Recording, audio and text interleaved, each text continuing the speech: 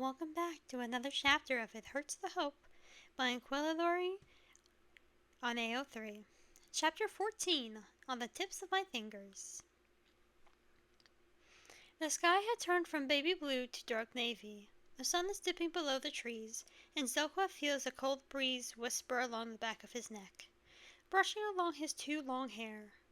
Exuma still sits beside him, a small, silent sentinel in the dusk. Zelqua is sure there's many important things an admin like Exuma has to deal with, but he seems content to keep Zelqua company on the roof. Even though they haven't said much to each other in the past half hour. It's getting dark though, and the darkness gives Zelqua the courage to admit that he couldn't quite figure out how to say earlier. "I wish I knew where I came from," he whispers. And he feels more than he sees Exuma stiffen next to him. He's put his helmet back on so he can breathe easier. His face once more hidden by the tinted visor, but his body language is as clear as ever. The way his spine straightens and his legs go still where they've been dangling over the edge. "It's not that I don't love it here, because I do," Zelqua continues, before Exuma can say anything. If he's interrupted now, he's afraid he'll never say it, so he keeps talking. "But there's a feeling of incompleteness. I'm incomplete. They don't let me rest, these memories that stay just beyond my reach. I can almost remember slivers of before if I try. Flashes, color, names that rest on the tip of my tongue. But that I can never say. I don't even remember my name. It's not Zelqua. Zelqua is the name that they gave me. And I use it because I don't have any other. But I still wish I could know. I wish I knew who my family was." He steadily curls in on himself as he speaks, until his wings are tented around him like they can protect him from the world. His last words are barely a whisper, a confession that he has even admitted to himself.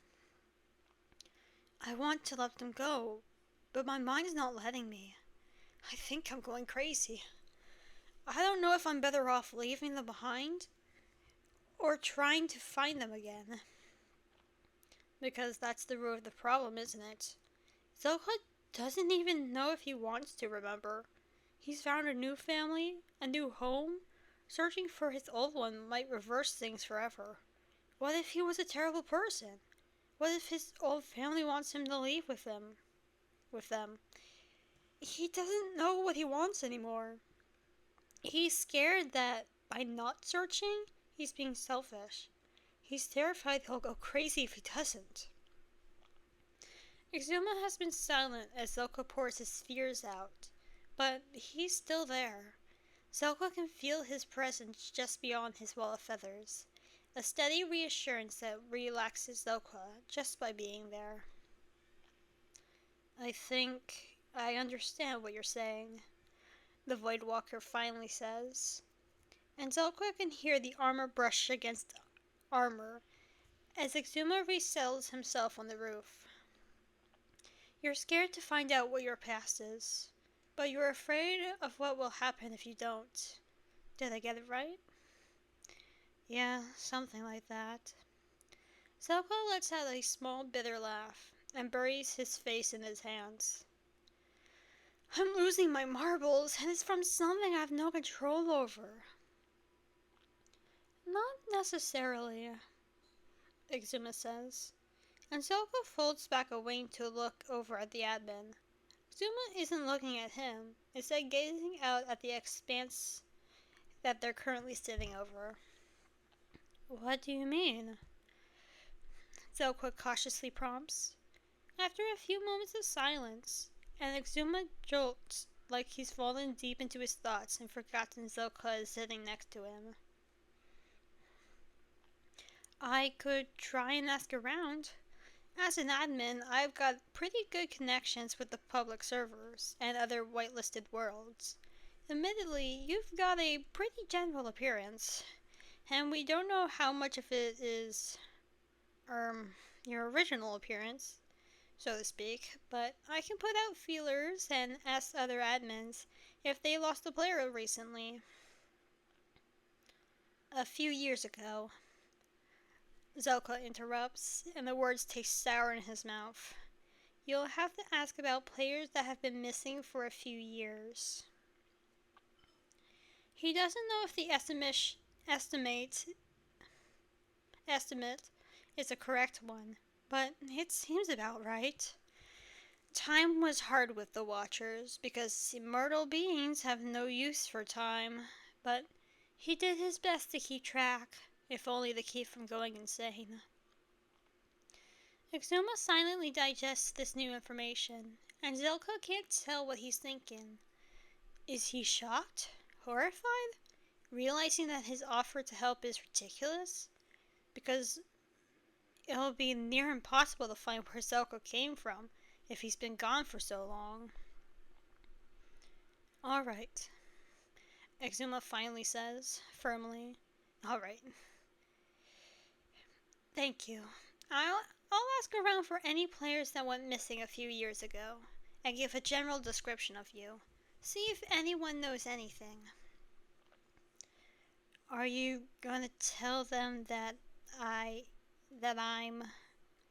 Zelka gestures to himself as to explain everything, but Exuma seems to understand the unsaid words. I'll be discreet, I promise. Watchers are still regarded as threats, and there's no telling how other servers would react if they discovered that we're harboring one. I'm sure that once they meet you, they'll understand, but for now, we should be settled. Zelka winces and nods. He remembers how the hermits reacted when he first broke onto the server. He still thinks whatever gods helped him by guiding him onto this world, but because admittedly he'd probably be dead if he'd hidden anywhere else. Thank you, he says, because it suddenly hits him that Exuma is going to try and find where he came from. He's going to try and find who Zelka used to be. And that means so much to his poor, shattered art that's trying so desperately to glue itself back together.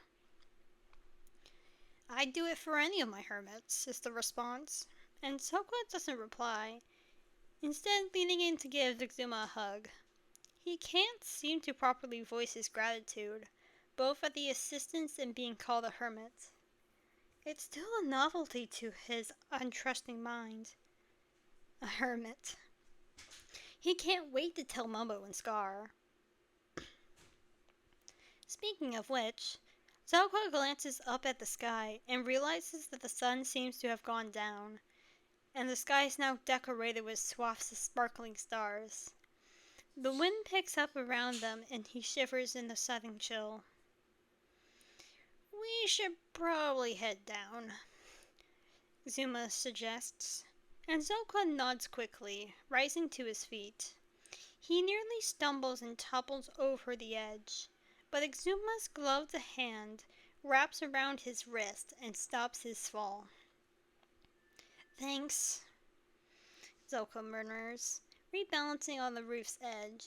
Exuma lets go of his hand and he tilts his head up to give the admin a jagged grin. Race you! He chirps and falls backwards off the roof. Exuma's panicked shout follows him as he falls away and he laughs. He flips out of the free fall and glides the rest of the way to the ground. Landing at the door right as Exuma touches down next to him, Elytra snapped against his back. You scared the living daylights out of me! Exuma complains, but there's no real anger in his voice. His tone light and teasing. He crosses his arms and taps a shoe against the ground. Gotta keep you on your toes, Mr. Admin. Zelka replies with a self-satisfied grin, dipping into a small bow as his wings spread out, then fold back against his spine with a flick. I hope you have a nice evening. As long as no one tries to create a movable flying city again, I think I'll be fine, Exuma says, and Zelkwa can't tell whether he's joking or not. Good night, Zelkwa. Good night, Exuma. Zelkwa watches from the door as Exuma takes off into the night sky with a flick of his wrist and the firing of rockets. Then he turns around and goes inside, shutting the door against the cold. Guess what? He says without preamble, sweeping into the living room where Mumbo and Scar are playing some kind of card game. Mumbo appears to be losing quite spectacularly, and he seems grateful for the distraction as he turns a curious gaze to Zelkwa. Scar's green eyes flick over the back of his chair. I talked to Exuma, Zelkwa continues without waiting for an answer, walking over and bracing his arms against the back of the couch that Mumbo is sitting on. He pauses dramatically, waiting until Scar opens his mouth to urge him on, and finally tells them the news he's been having a hard time believing himself. I'm getting whitelisted! I knew it! Scar whoops, flinging his cards into the air.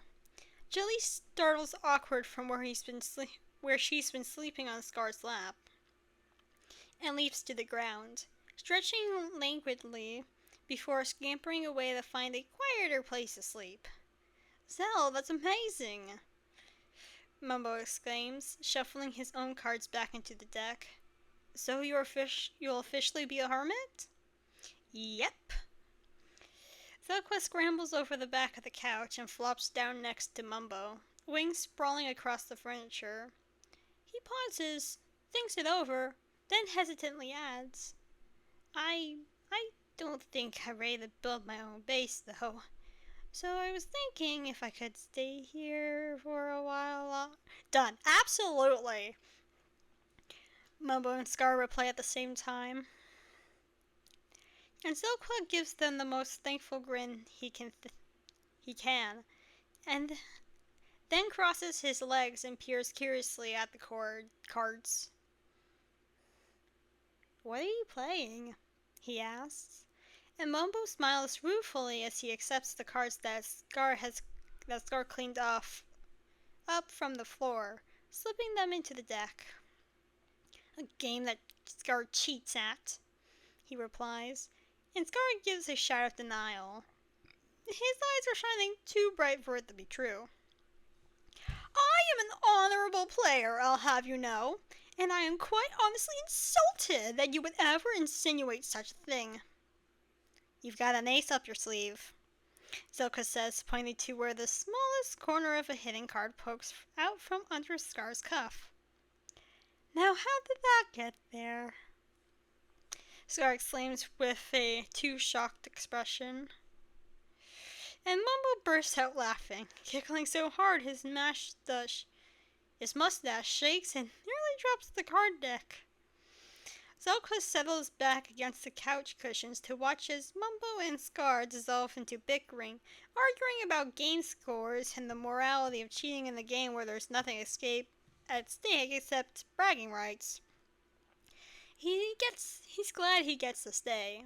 He's overjoyed that he can be a hermit for however long it lasts.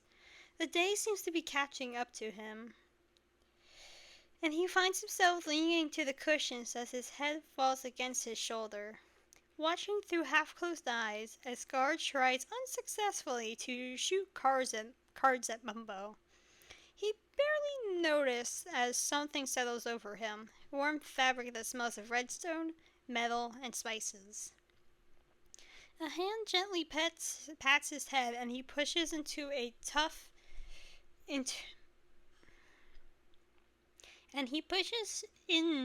the touch with a quiet, needy trill. Go to sleep, Zell, a soft voice says, and the couch sinks under Stillman's weight as they sit next to him. You're safe.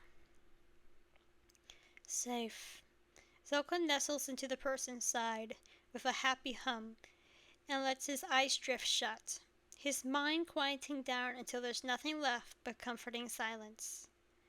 If he was awake, he noticed that the person whose shoulder he buried his face into was Mumbo, his suit jacket taken off, now covering Zelqua, the white dress shirt underneath stained with redstone dust and ink. If he was awake, he'd see Scar sit down on his other side, slinging a scarred, muscled arm over his shoulders, and tucking over a couple blankets for himself and Mumbo.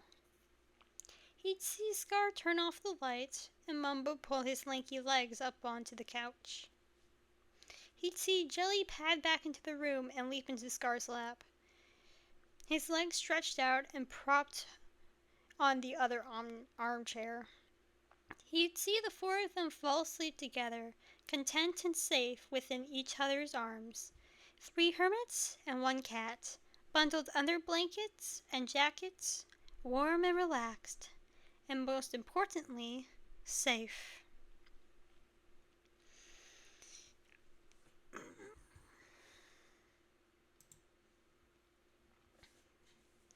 When Zelqua wakes up, it's a slow, content rise back into consciousness. The first thing he's aware of is that he's not in his nest, but rather curled up on Mumbo's couch. And the second thing is that he's leaning against something that is most definitely not the couch, because it's rising and falling with even breaths. Blearily opening his eyes, he first locks his eyes on Mumbo's jacket, which is not on Mumbo, and instead covering Zelqua, and then looks up at whatever he's lying against. It's Scar. One arm is sprawled over Zelqua's shoulders in a reassuring weight, and the other lies against the armrest. His legs are kicked up onto the other chair, and his head leans back against the couch, mouth slightly open as he snores quietly. Jelly is lying in the hermit's lap, curled up with her nose hidden by her tail. Zelqua reaches out with a hand and scratches behind her ears. The cat lets out a long breath mixed with a purr and relaxes under the touch. Zelqua cards his fingers through Jelly's fur again and tries to remember how he got in this position. He spent practically the whole afternoon before with Zixuma. He remembers that pretty well. A giddy, happy feeling bubbles up in his chest when he remembers the end of that conversation. A hermit. He's going to be a hermit. Volkis Zelqua. After that, he went back inside to tell Scar and Mumbo the good news. He sat down next to them and watched them argue about cards, and he fell asleep, didn't he? The realization doesn't arrive with the panic he once would have felt at falling asleep in the presence of strangers, because Scar and Mumbo aren't strangers. Well, he can admit it now, can't he? Since he's gonna be officially a hermit and all that. They're friends. Scar draws in a long, deep breath, fingers twitching as he wakes up, blinking open his eyes to look around the room, gaze still unfocused with sleep. His emerald green eyes finally land on Zelqua, and he smiles. "Good morning, Zel," he says, stretching his arms high above his head and letting out a yawn that nearly has his jaw unhinged. Jelly leaps off of his lap and pads away across the room. "Looks like we had an unplanned sleepover. Where's Mumbo?" Zelqua is about to say that he has no idea, but his attention is caught by the delicate scent of something delicious being cooked. He slips off of the couch, clutching Mumbo's jacket closer around his shoulders, wings dragging behind him. "He's in the kitchen," he says. And Scar laughs as he reaches for his cane, pulling himself onto his feet, using the armrest of the couch. "Hungry noses work the best, huh? Lead the way." They make their way out of the living room and into the kitchen, where it is clear Mumbo has been at work for a while and doesn't plan on stopping anytime soon. The counters are covered in various ingredients, cutting boards, pots, pans, and bowls.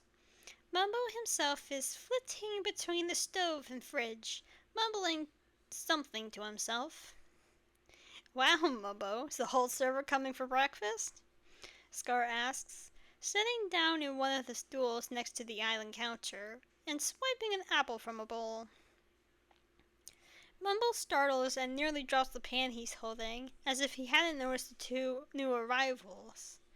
He laughs and sets the pan down, looking around the kitchen with a wince. I suppose I got a little carried away, he admits, then returns to his task of piling pancakes onto plates. I wanted to celebrate Zill's whitelisting, and you guys were still asleep, so... Scar meets Zelqua's eyes and rolls his eyes, making a face. Zelqua doesn't know what the face is supposed to communicate, so he makes one back at him. Scar's eyes widen for a moment before he's replying with another expression of crossed eyes and pursed lips. By the time Mumbo turns back around, somehow balancing 3 plates on his arm, Scar and Zelqa are engaged in a heated face-making contest, the expressions getting more and more outlandish by the second. All right, break it up, Mumbo exclaims with fond exasperation, setting down the plates in front of them. I'll turn my back for 1 second and you're already causing trouble. Your face is going to get stuck that way if you keep doing that, Scar. Scar, who had been crossing his eyes so that one was looking straight and the other sideways, refocused on Mumbo with a look of shock and horror. Really? I had no idea, my dearest Mumbo. It's like you don't tell me the exact same thing every single time. Your food's getting cold, Scar, Mumbo interrupts, and Scar immediately picks up his fork and stabs it into the veritable mountain of pancakes in front of him. For a single moment, they all fell silent as they dig into their breakfasts. Before Zelqa discreetly glances over at Scar and grins. Hey, Scar. Yeah? Zelqa waits until Scar looks up at him, fork stinking out of his mouth, and grins wider. Boo! He opens his eyes wide and at the same time lets his eyes flash into view. A halo of pupilless stares that glare right at Scar before disappearing in the next second, as if they were never there. Zelqa turns back to his pancakes. Scar chokes on his food and Zelqa cackles as Mumbo leans over to thump him on the back a couple times, scolding Zelqa for nearly killing him. Really, Zel? Do you have no common sense? Last time I checked? Zelqa makes a show of considering something, then shrugs. Nope. Scar laughs and nearly chokes again. Mumbo throws up his hands in exasperation, but Zelqa can see the smile he's desperately trying to hide under his mustache. He hides his own smile and digs back into his pancakes, ignoring the happy chirp that's fighting its way up his throat. That's the first time since his spook with the fireworks that he's opened his eyes, and unlike the other times before, it's his decision and of his own free will. It's a small victory, but one he revels in nonetheless. After breakfast, Scar and Zelqa help Mumbo clean up the veritable mess in the kitchen, though they do more harm than good. Several food fights and broken plates go by before Mumbo manages to get the 2 gremlins under control. Though one gremlin is admittedly not very gremlin-sized. Yes, Chef Mumbo, greatest cook on this side of Hypixel. Scar cries when Mumbo tells him to stop flinging banana peels everywhere. He snatches an empty flour bag and rolls up the edges, setting it upside down on Mumbo's head in a mockery of a chef's hat. Apparently, it wasn't very empty because Mumbo takes it off again. His hair is dusted with flour and looks more white than black. Scar has to grab the edge of the counter to support him as he laughs, and Silka can't help the giggles that break free at Mumbo's dejected wet cat look and white dusted hair. "You look like a grandpa," Zelqua comments between laughs, and Mumbo turns to him with an insulted look. "Excuse you, I'm younger than you." Realization hits him the minute the words leave his mouth, and the blood drains from his face. Silence slams down on the kitchen so abruptly, Zelqua is left reeling from it, like a curtain dropping on a play where something horrible has gone off script. It's gone dead quiet in the kitchen. The flour silently dusts the floor, the only thing that dares to move. Mumbo swallows hard and glances down at the makeshift chef hat in his hands. "I mean, we don't technically know if that's true," he mumbles quietly, twisting the hat back and forth. "It's just that I've always been the youngest hermit, and I just assumed from appearances. Not that I think you're really old or anything, yeah." The silence returned, this time as something stronger, more uncomfortable. Silka can feel how it crawls along his wings and down his spine, the awkwardness and shattered haze of teasing and happiness. Scar clears his throat and reaches up to shake some of the flour out of Mumbo's hair. "My plan for today is to go grab some sand from the desert," he says, and glances over at Zelqua. "I was going to ask if you wanted to tag along." "I, sure," Zelqua replies, somewhat distracted. Mumbo looks like he wants the floor to open up and swallow him whole. "I'll be there in a moment." Scar nods and leaves the kitchen, leaving Zelqua and Mumbo alone in the suffocating silence. "It's not your fault," Zelqua says, and Mumbo's head jerks up towards him. I get it. It was bound to happen eventually, so yeah, it's fine, I get it." He doesn't really know what else to say, but Mumbo seems to understand, because he gives Zelqua a weak, although reassuring smile, and sets the hat on the counter. "Thanks, Zel." He turns and picks one of the picks up one of the plates, stacking it with the others. "Go have fun with Scar. Just watch out for mobs, yeah?" "You got it," Zelqua says with a grin and speeds away to go find Scar. They do not, in fact, watch out for mobs. Making it to the desert is simple enough. The duo, traveling through the nether and emerging through a portal in the middle of a sandy expanse that's already partially decimated by player hands. It's hot and dry, but Silqua hasn't seen a desert in ages, even one that's particularly emptied of its sand. "We use a lot of sand for all kinds of builds and farms," Scar explains as he summons a shovel from his inventory and digs into the ground. "So, deserts are pretty popular." It starts fine, but then the sun sets, and with the night out here where the lighting is sparse, there are many unexplored caves. Come mobs.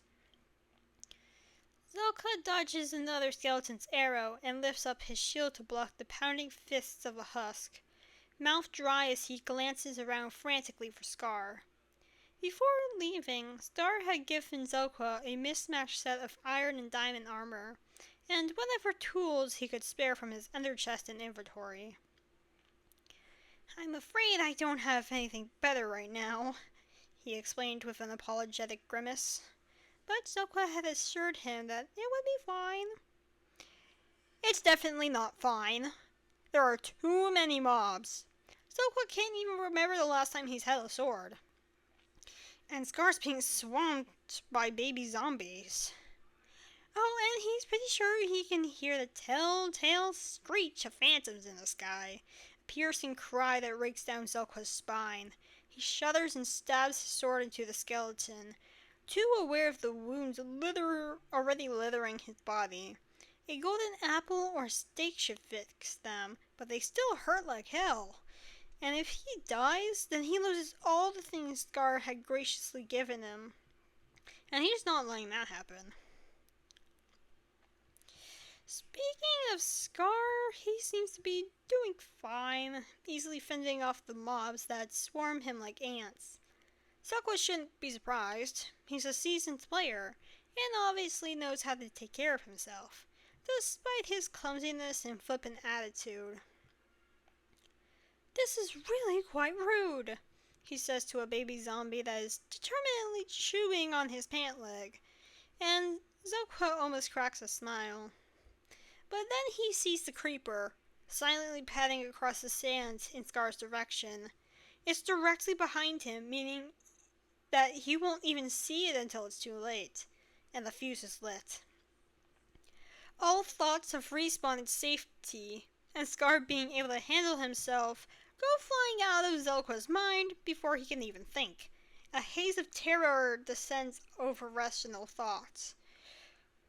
His wings snap open of their own accord, bowling over a zombie that got too close. Zelkwa screams Scar's name and sprints for his friend, wings beating like they'll help him run faster, and sending whirls of sand gathering around him. He's going to watch Scar die. Scar's gonna die! Scar! Scar is about to stick his sword into the annoying baby zombie attached to his leg, when he hears Zelkwa's cry of alarm, piercing through the sounds of the fight like a bird call of warning. Immediate terror freezes his mind, and he spins on his heel, forgetting about the undead child in a moment. All he can think is that Zelkwa is hurt. He's dying. It's all Scar's fault, and they never should have come here.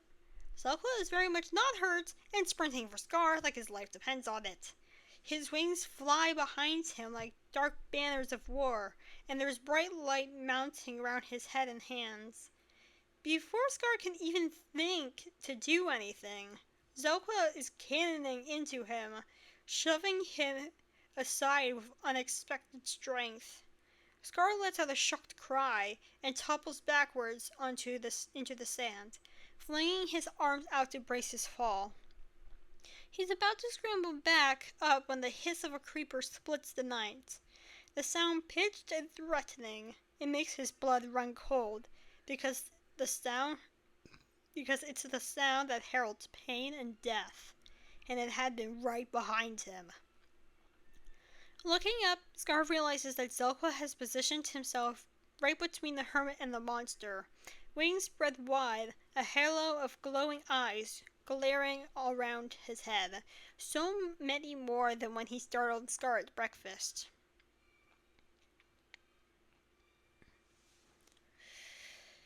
Zelkwa snarls and grabs the creeper with his bare hands. Time seems to slow. Glowing purple light blooms around Zelkwa and the creeper, more and more eyes opening until the air seems thick with sightless gazes, each and every one fixed firmly on the monster between Zelkwa's hands, hazy from the violet-hued magic that laced up his arms. Scar watches because it's all he can do, as the creeper stops hissing, stops moving, and then it dissolves, piece by piece, bit by bit. The mob unravels under Zelkwa's fingers, turning into code and strings of void that dissipate into the night air. It's almost hypnotic in its horror, the way the air seems to swim with code before fading away. Within moments, there's nothing left of the creeper that would have exploded and taken Scar with it. No mark of what happened, except for a short young man with honey brown hair, surrounded by a halo of purple light, and endowed with a terrifying, terrible magic that steals away Scar's breath and makes his heart skip a beat. The rest of the mob slink away to whatever cave they crawled out of, disappearing into the dark. It's not usual mob behavior, but Scar presumes that this has something to do with the Watcher magic, still hovering in the air and lacing his every breath with such obvious wrongness. Zelko stands silently, back turned to Scar as he gazes down at the spot where the creeper once was. The light fades from his wings and his hands, and one by one the eyes blink shut. The last few eyes glance over at Scar before disappearing, but he doesn't know what that means. Zell? Scar whispers, but the Watcher doesn't reply. He's so still. A being turned to stone, illuminated only by the stars and the moon.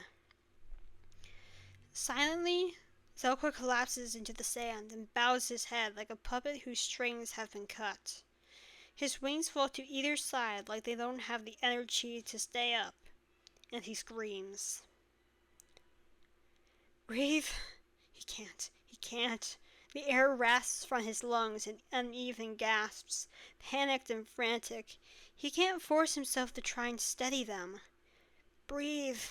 He just incinerated something.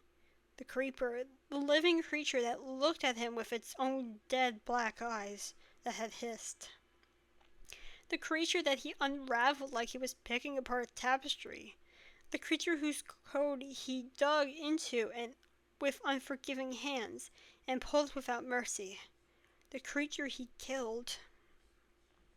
Another scream tries to force its way out of his chest, but he can't get it out. He's suffocating. He's drowning, even though he's not in water. He's dying. His head is swimming and he can't breathe. He lurches to the side and vomits, sour bile coating his tongue and sinking into the sand.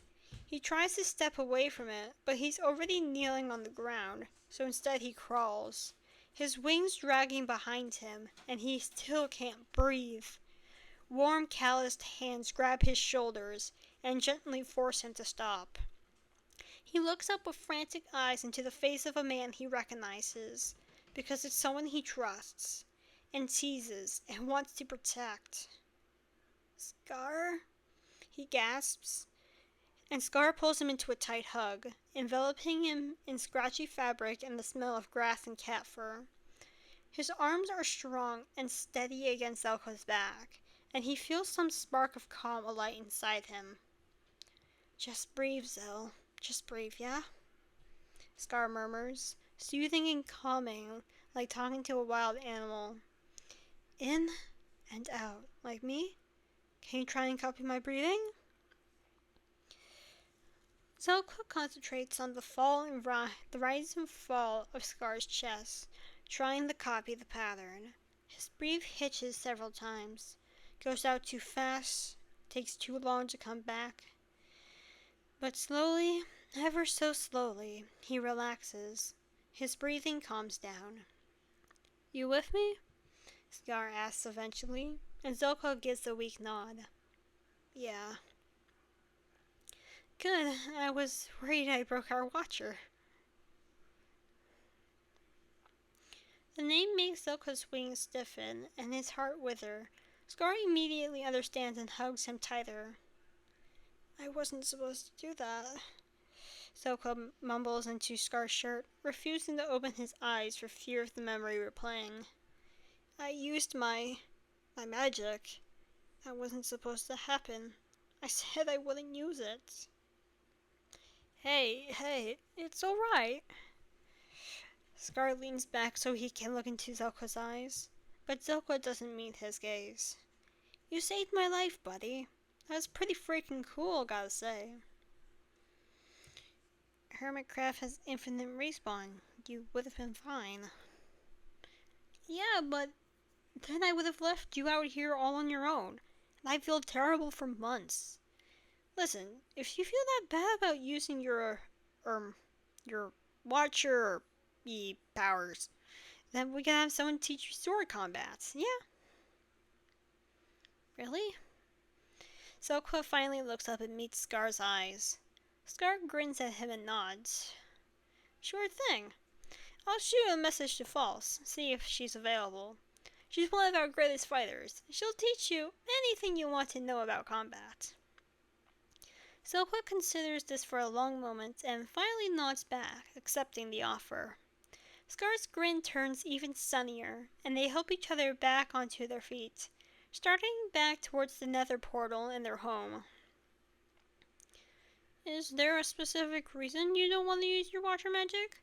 Or is it just general taboo? Scar asks, and if it was anyone else, Zilkwa wouldn't have answered, but since it was Scar, and the words are so gentle and inquisitive, all he can do is shrug and frown at the sand under his feet. I don't want to be like them, is the only answer he offers, and Scar accepts it. They don't talk about it for the rest of the journey home, and Zilkwa is grateful. He silently swears to be 3 times as careful, to not use his magic at all. Opening his eyes that morning had obviously been a mistake. The power thrumming just under his skin ever since, begging to be used. But he won't. He can't. Because Watcher magic is a truly terrible thing, and he's never going to use it if he doesn't have to. It's sickening, and the knowledge that he holds the life of everyone around him in his hands, that he can latch onto their cold and pull, destroying it irreversibly. Zilkwa shakes the thoughts from his head and follows Scar into the nether. He'll just have to be more careful from now on. And that is the end of chapter 14.